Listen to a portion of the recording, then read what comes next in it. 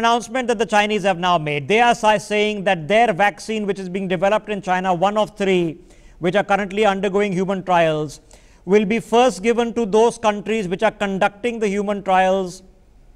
That includes Brazil, Indonesia, and Turkey.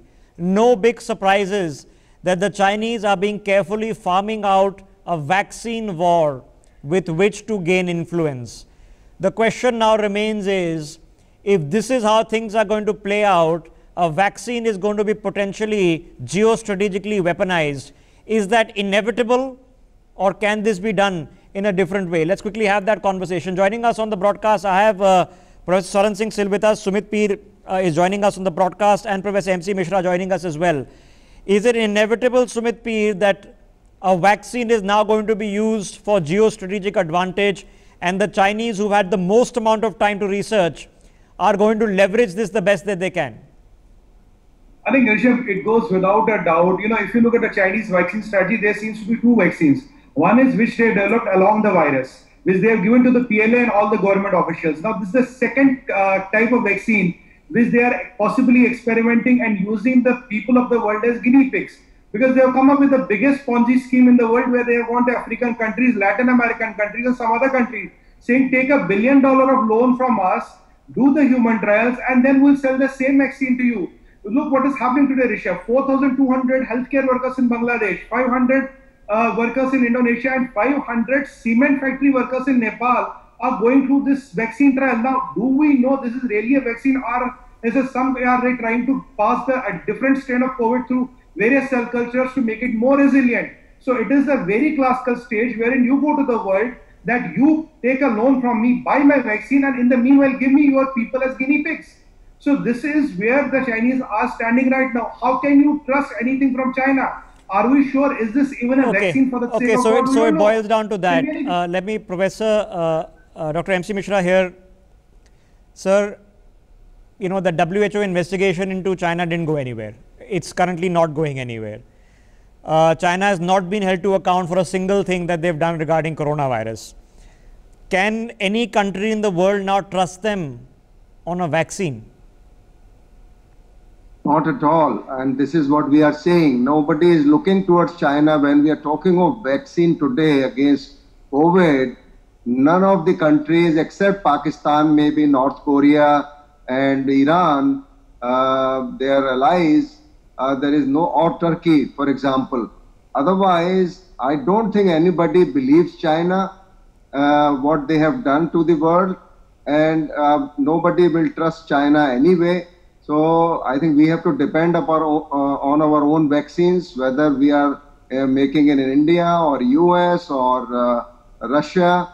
I think those are the vaccines which will be largely used, because most of the vaccines are going to be produced within India, for example, the Serum Institute, the Bharat Biotech, and the Zydus. So what do you think the Chinese are up to, Dr. Mishra? Because about 3 months ago, they began inoculating members of the PLA with one of the vaccines. We don't know which one it was. Now Sinovac is conducting trials in several countries. We are conducting trials in India also for our own vaccine. Serum Institute is conducting trials over the Oxford vaccine as well. Can there be a risk that the Chinese use this as a geostrategic tool and weaponize the vaccine? That's why I'm saying that they are basically a lot of, as Sumit was explaining, I think that is exactly the case, that those countries which are heavily dependent upon China on funding, and maybe they have taken loans in some form, they might be coerced to rope into the trials. Otherwise, we will not have any credible basically procedure which has been followed. We don't know what they are doing, what kind of trial is going on, whether safety trials, because when we hear in China that 80,000 infected people, 4,000 deaths since the pandemic, the whole world is struggling, not coming out of it. No, we are not seeing end of the tunnel, the light at the end of the tunnel as far as pandemic is concerned. And China is sitting pretty happy that we are okay. 26 cases picked up in China somewhere. So how can we trust this vaccine? That this vaccine. So it boils down. to a difficult reality. Professor Swaran Singh, we should be celebrating at any point, any country, any company, any government coming up with a vaccine, because it will be the good for all of us. But given what the Chinese are now trying to do, and it's almost inevitable that they will use this vaccine whenever they do get it, or if they currently have it, as geostrategic leverage, how more important does it become now that the first viable vaccine does not in fact come from China?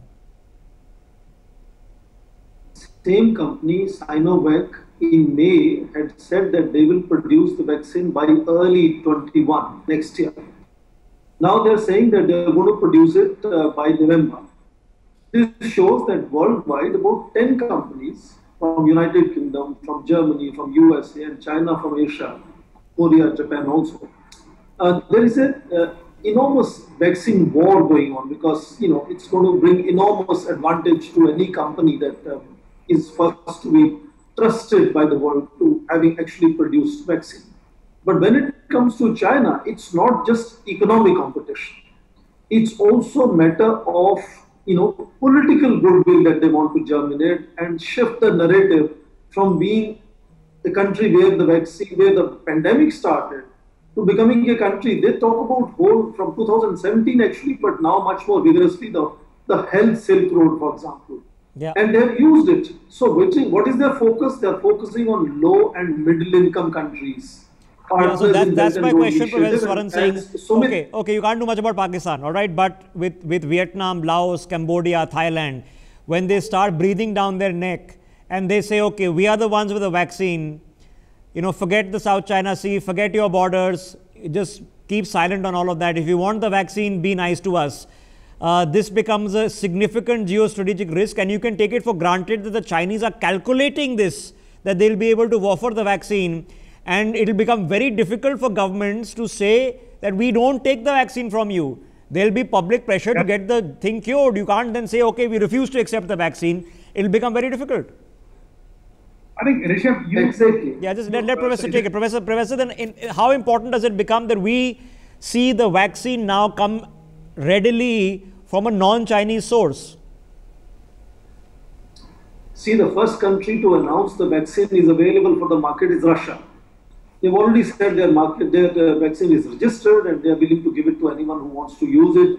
So there is a certain demand already happening. But I also believe, and Dr. Mishra can vouch me out, that most of these vaccines are going to come one after another. They are in quick succession, one after another. So you will see that Chinese vaccine, even if it comes in November, President Trump wanted his vaccine to come by November. And I think likewise the German and companies in Oxford vaccine, for example, is likely to come. So they will all come almost simultaneously. Okay, so then this boils down to... And my belief is that Chinese in that competition... So it boils down to reality checks. Okay, one is competence. One, Dr. MC Mishra, is sheer competence, that you have companies that are being more efficient, have better technology, and are being able to roll out. The other is the logic of bulldozing and forgetting about science first. Now, can we respect that the Chinese would have put science first, which case that whatever vaccine comes from China would have gone through the relevant safety testing, efficacy testing, and therefore would be safe to use?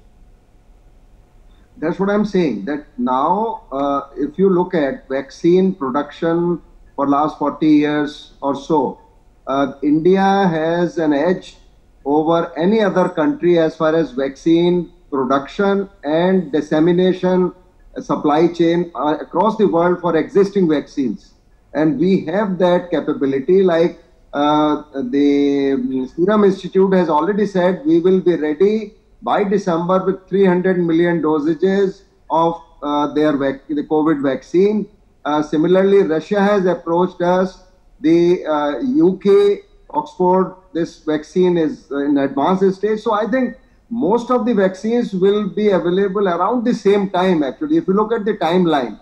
And China, since WHO has to buy it, China, either WHO will buy it or some NGOs like Bill and Melinda Gates Foundation, which funds WHO to buy the vaccine for African countries, because there is a whole lot of economics also. No, but can we trust the data out of China, the tests that they've done? No, not at all. That's what I'm saying. that is where the problem with China will lie, because most people are not talking about Chinese vaccine anymore. It is only China is pushing it, but none of the, if you look at, no country is talking about Chinese vaccine today. America can give credibility, so America is out of Chinese vaccine. India is out of Chinese vaccine. But again, Dr. Mishra, now here's a problem. Let's say you are sitting in Laos and Cambodia and Thailand, where you're not really developing your own vaccine. Okay, you'll have to get it from somewhere else. The Chinese say, we have the vaccine ready. We are sending it to you. How do you then turn them down? It's not going to be easy to tell people as populations that a vaccine is available and we're turning it down because of A, B, C, D or reason that we don't trust it. The Chinese are very good at spinning information. Let's see whether WHO sides with them on vaccine also, because unless WHO certifies, at least in so many words, that yes, this is a credible vaccine they have developed and we'll buy it and we'll roll it out in emerging countries or low income countries, because that's how vaccination programs are going on today. Okay. Give the Russian example, Dr. Mishra. Where there was, some data came after the fact, and now I believe further trials are being conducted of Sputnik 5 in Russia. But the Russians decided to go ahead, and what they do with their own population, of course, is an internal decision they take. We don't know what the Chinese are doing. We don't know if they want to use this vaccine on their own population. Have they already? Have they not? We don't know. So then who holds credibility here? Does the WHO hold credibility in finding this information for us? Who holds it? WHO doesn't hold, but every country, every company which is promoting any vaccine has to come out with results of the trial.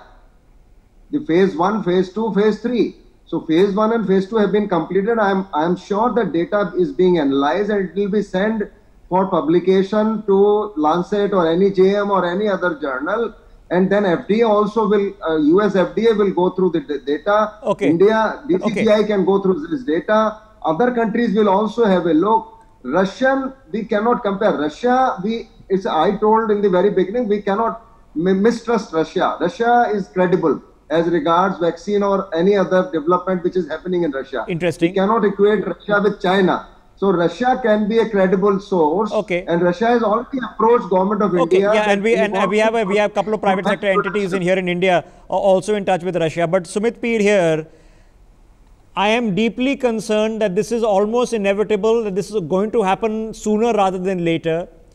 That before the general elections in America, the Americans who are now going for this science first, and rightly so, may not be able to get a vaccine before the elections are announced. But the Chinese will announce their vaccine immunization put, because they would want to sell to the American people that, look, our model is better than yours. We have controlled it better. We made the vaccine first. And we are now going to supply it to the rest of the world while you guys are figuring out your democracy and your elections.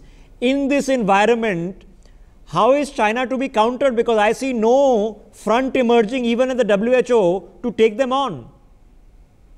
I think, Rishabh, you are absolutely right. It is a step next after the Wuhan Great Pool Party, wherein China gave the message, look, everything is good and beyond. Thousands of people are out in pools. Everything is right. Now, what is China doing? They are using these smaller countries. For example, take the example of Cambodia. President Hun Sen says the only hope for Cambodia is the Chinese vaccine. And they have made a 360-degree scheme. What is a 360-degree scheme? They go and announce to Vietnam, Laos, Cambodia, look, we have a vaccine which is almost ready. Now, you don't have and to African and some Caribbean countries also, you don't have the money, take $1 billion loan from us. You take the loan from us, you pay us this money, so we are giving you the vaccine, we are giving you the money to buy the vaccine, and we are announcing to the whole world that we have a vaccine which can work. And incidentally, we are also doing the clinical trials in 4 of our allied countries, which are our incidentally guinea pigs. So they have put a lot of governments. No, but this is a very serious threat and a very serious risk, as big a risk, unfortunately, than the pandemic itself, in who cures it and who controls the cure. And if the Chinese turn this into a geopolitical game, how are they to be countered? Sumit Peer, before I open the professor, what is the counter push here? Because I haven't seen a counter push from anyone so far.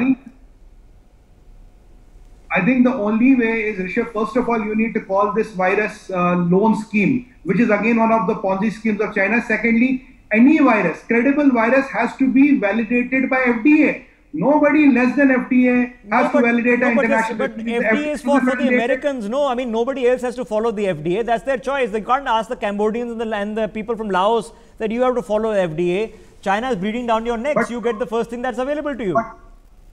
But how do we know, Rishabh, this is a vaccine, this is not a cell culture to make COVID more resilient. They might be using the people of the world to make this. I don't know that this is going to be a further biological weapon, that it's not safe. It could actually lead to side effects that are worse than the virus itself. Who knows? And this is the inherent problem, Professor Swaran Singh.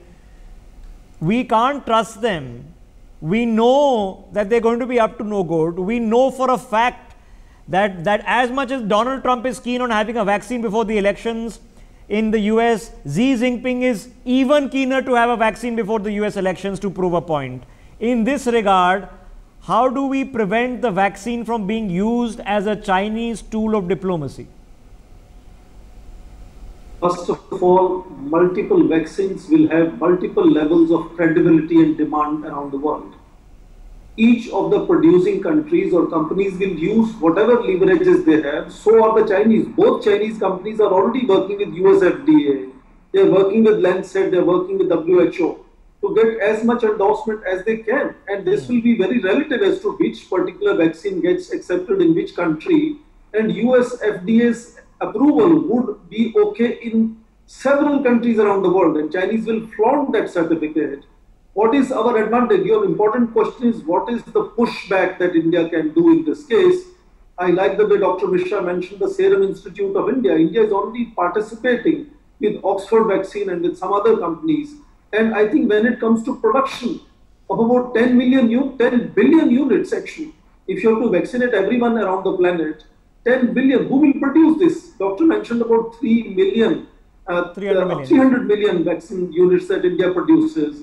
So we have to look at India's advantages and strengths in terms of producing the vaccine and then bargain with those companies based on those advantage points and make sure that we get... Swaran Singh, the Chinese have had a lead. How long we don't know, but it's a lead of several months. They might not have the competence to do it. You know, we think the Chinese are superhuman at everything. They're not, right? There is better capacity in other parts of the world. Certainly in vaccine production, India has a much better capacity, and the Americans have a better research capacity without a doubt on this regard.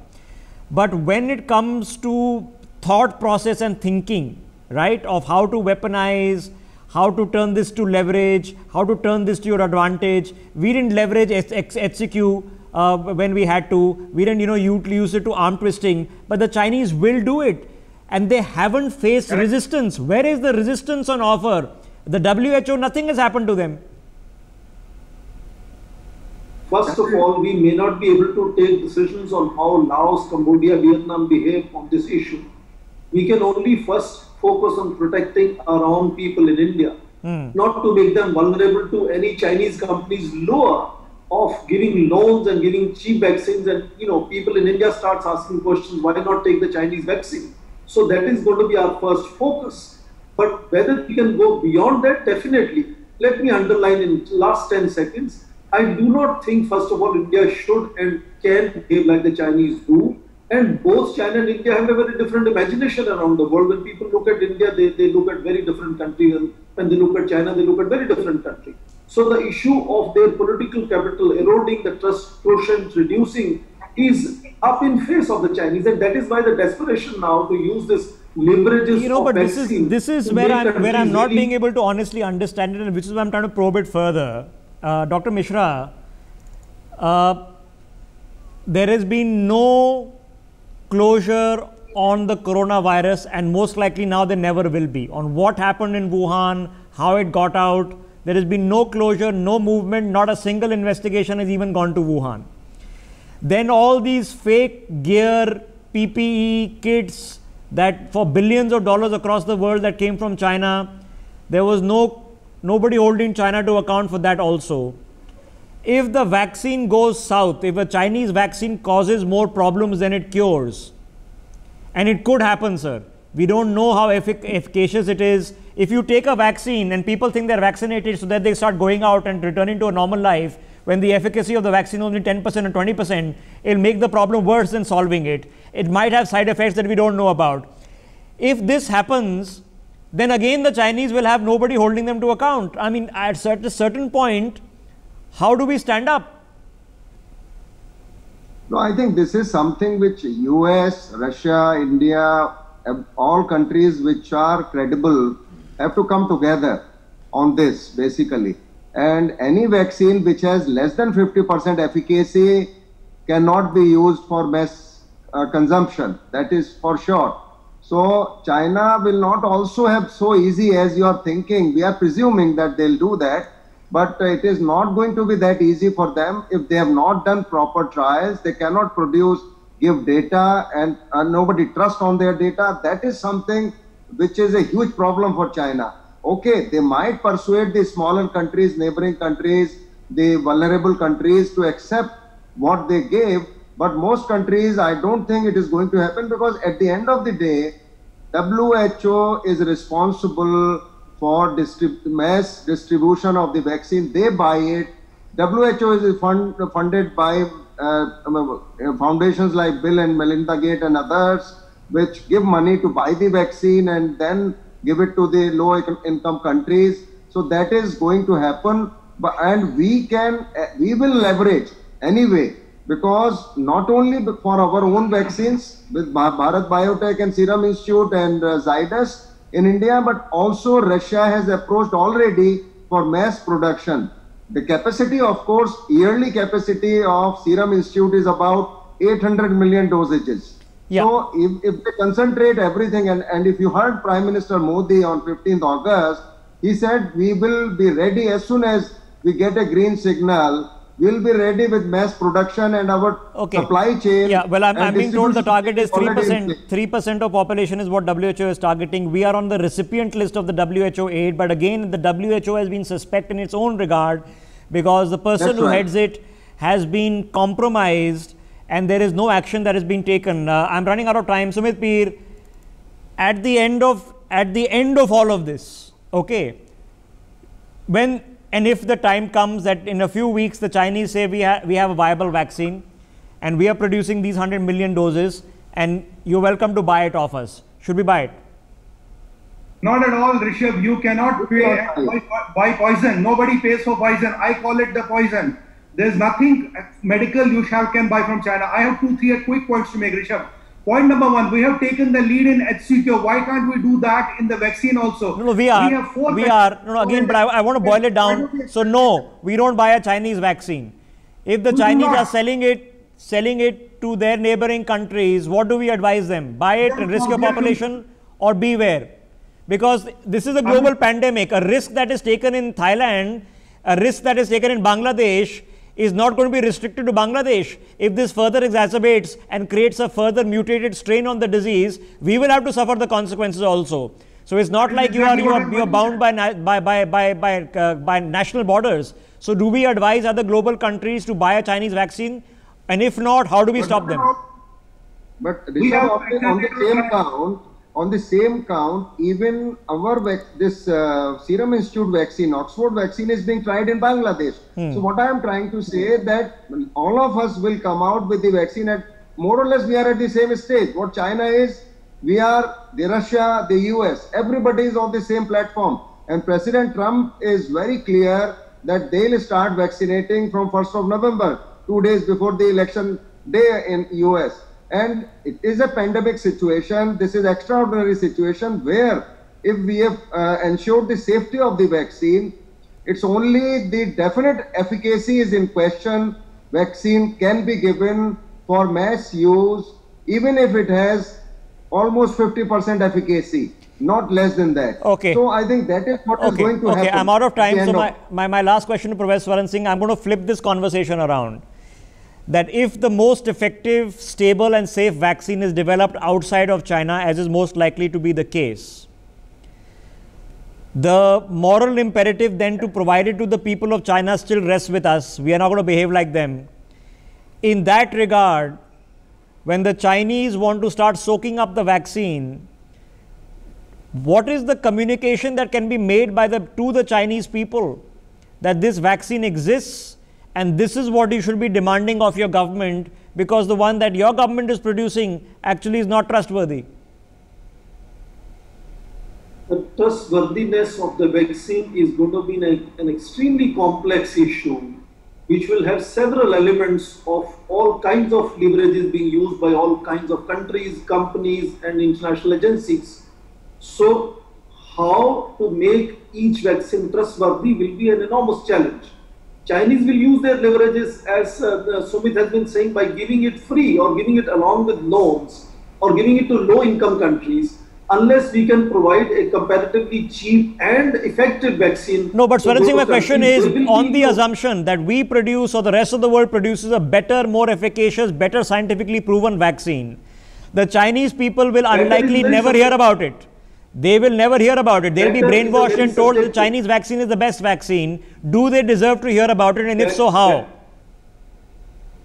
Better is a very subjective thing for each country, each society, and different nations will control this opinion to make sure the Chinese will say our vaccine is the best, just like Germans will say our vaccine is the best. So it's trustworthiness, how the world believes which one is better. And in that case, obviously, Chinese have this trust quotient eroding. Okay. I'm agreeing on that. Okay. Just a quick question. But whether we can protect the Chinese citizens or Chinese citizens can be protected by us or Laos, Vietnam can be protected by us, I think that's a difficult proposition. Okay.